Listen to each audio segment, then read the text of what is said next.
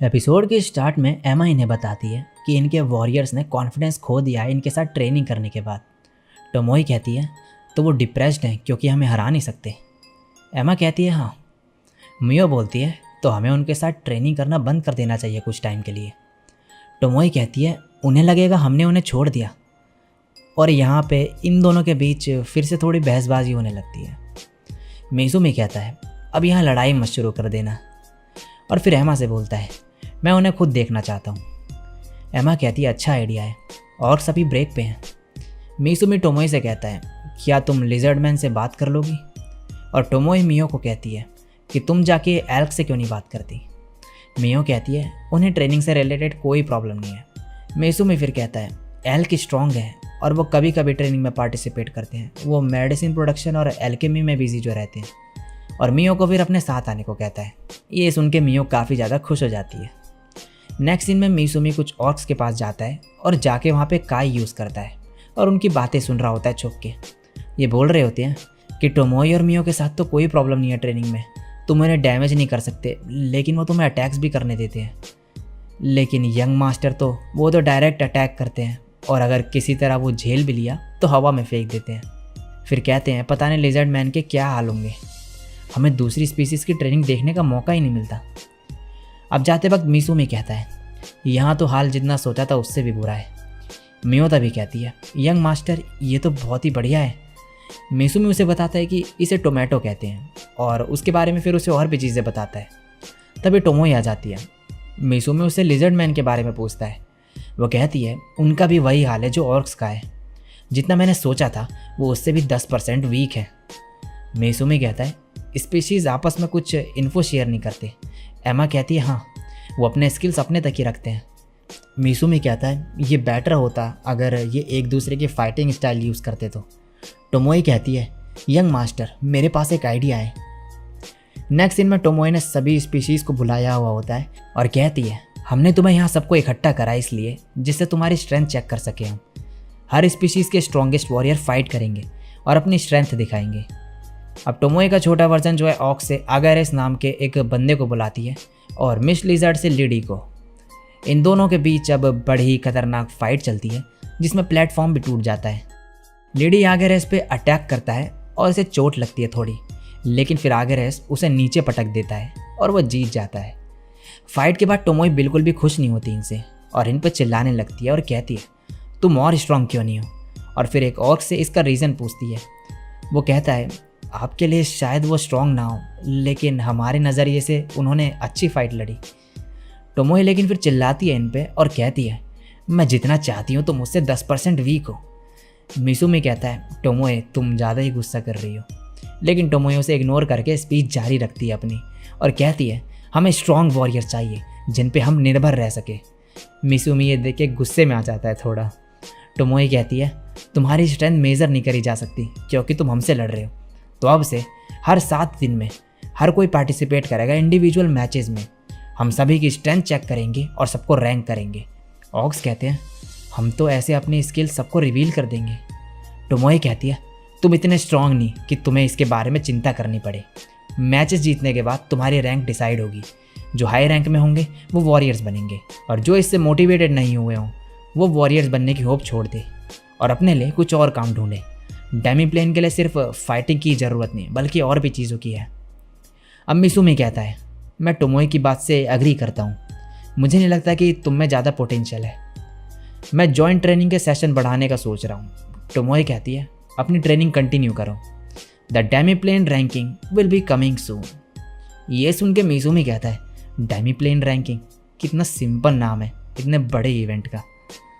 Next scene में मियो और टोमोई guild में री रजिस्ट्रेशन के लिए आए हुए होते हैं। मियो का लेवल निकलता है 1500। टोमोई ये देख के चिल्लाते हुए कहती है जल्दी बताओ मेरा क्या है। ये कहती है 1340। ये सुन के टोमोई गुस्से में आ जाती है और कहती है मेरी ट्रेनिंग का क्या हुआ। ये सुन के मिज़ुमी कहता है तुम ऑलरेडी लेवल 1000 के ऊपर हो और इसके ऊपर 20 लेवल और गेन करना बहुत बड़ी बात है। इसके बाद ये लड़की इनसे रिक्वेस्ट करती है और कहती है जो टॉप एडवेंचरर था वो रिटायर हो गया और बाकी कई एडवेंचरर्स का भी इलाज चल रहा है और हमारे पास लोगों की कमी है। ये सुन के मिसुमी मन में कहता है ये तो हमारी वजह से हुआ था। ये कहती है कि हम चाहते हैं कि तुम किसी एडवेंचरर को ट्रेन करो जो लाइमलाइट की जगह ले सके। मिसुमी कहता है मैं कुछ एडवेंचरर्स को जानता हूँ जिनका लेवल 100 से ज़्यादा है। ये कहती है उनमें से एक ये कर सकता है। नेक्स्ट में मिसुमी टोमोई से कहता है कि वो टोआ और उसके ग्रुप को ट्रेनिंग दे और फिर वहाँ से चले जाता है। टोमोई मन में कहती है इनके एटीट्यूड से ये लगता है कि तोवा कोई इनके पुराने वर्ल्ड में जान पहचान की थी। दूसरे शब्दों में कहें तो इनका कुछ अटैचमेंट है अपने पुराने वर्ल्ड से। और फिर स्माइल करते हुए कहती है ये अच्छी बात नहीं, हमें मिले ज़्यादा टाइम नहीं हुआ, लेकिन मैंने जितना टाइम भी यंग मास्टर के साथ गुजारा बहुत ही बढ़िया था। मुझे उसे ट्रेन करना ही होगा जिससे वो यंग मास्टर का दिल और ना दुखाए। अब टोमोई इन सबको बहुत ही खतरनाक ट्रेनिंग करवाती है और इनकी हालत ख़राब कर देती है ट्रेनिंग करवा के, और फिर इन्हें कुछ बीस्ट के सामने लाके खड़ा कर देती है जिनका नाम होता है शैडो टेल्स। ये कहते हैं हम इन्हें नहीं हरा सकते, लेकिन टोमोई इन्हें लड़ने को कहती है। ये सब इनसे लड़ते हैं लेकिन पिटते हैं। हेज़ल हीलिंग मैजिक यूज़ कर रहा होता है इन पे, फिर भी ये कुछ नहीं कर पाते। टोमोई तभी एक बैरियर लगा देती है इन बीस्ट के आगे और इन्हें कहती है तुम ऐसे पागलों की तरह क्यों लड़ रहे हो? मैंने तुम्हें जो ट्रेनिंग दी है क्या उससे तुमने कुछ नहीं सीखा?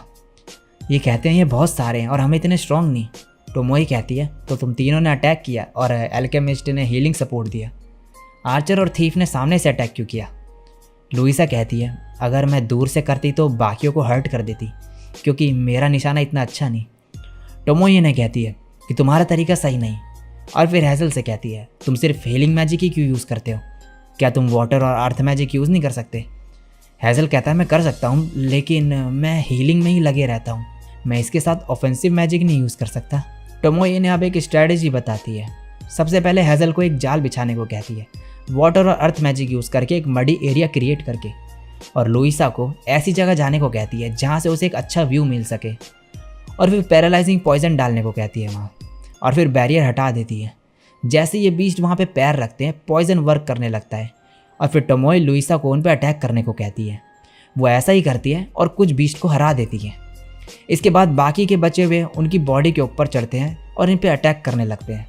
टोमोई अब ड्वार्फ को उन पे अटैक करने को कहती है और फिर टोवा को। ये ऐसा ही करते हैं। टोमोई हेज़ल से कहती है ऐसे तुम्हें बस ड्वार्फ को ही सपोर्ट करना पड़ेगा, तुम अपना बाकी का माना अटैक करने में यूज़ कर सकते हो। हेज़ल कहता है मैं ज़्यादा बड़ा मैजिक यूज़ नहीं कर सकता ऐसे।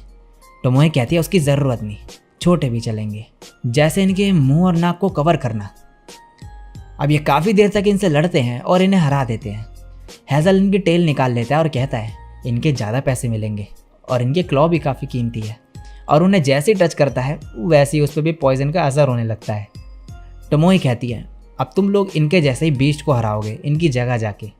ये कहते हैं लेकिन हमारा लेवल अभी इतना नहीं। टोमोई कहती है लेवल बस नंबर है, तुम ऑलरेडी काफ़ी स्ट्रॉन्ग हो। फिर इन्हें थोड़ा मोटिवेट करती है और कहती है लगभग 100 मंकीज़ होंगे नेक्स्ट डैन में, तुम्हारे पास आज की रात है बस स्ट्रैटेजी क्रिएट करने के लिए। तुम मॉर्निंग में अटैक करोगे, मैं तुम्हें गिल्ड में मिलूंगी। ये सारी चीज़ें टोमोई सुबह गिल्ड में बता देती है और ये लड़की कहती है लेवल 100 के एडवेंचरर्स मुश्किल से सिर्फ एक ही शैडो को हरा पाएंगे और वो काफ़ी खतरनाक है, और काफ़ी परेशान हो जाती है। लेकिन तभी तोआ और उसके ग्रुप गिल्ड में आ जाते हैं और कहते हैं हमने उन्हें हरा दिया। इनकी हालत काफ़ी ज़्यादा ख़राब हुई होती है और इन्होंने 2 नेस्ट एक ही दिन में डिफीट कर दिए होते हैं इन बीस्ट के। ये देख के टोमोई कहती है तुम पास हुए। नेक्स्ट सीन में मिसुमी मियो को एम्ब्रोसिया फ्लाश ढूंढने जाने को कहता है और उसे बताता है कि वो इस फॉरेस्ट में होते हैं जिसका नाम होता है टाइनाराक फॉरेस्ट। मियो कहती है ठीक है और उससे पूछती है कि वो क्या करने वाला है। मिसुमी कहता है मैं शॉप स्टार्ट करने का सोच रहा था, अगर हम मर्चेंडाइज भी इकट्ठा कर ले तो हमें एक जगह चाहिए उन्हें बेचने के लिए।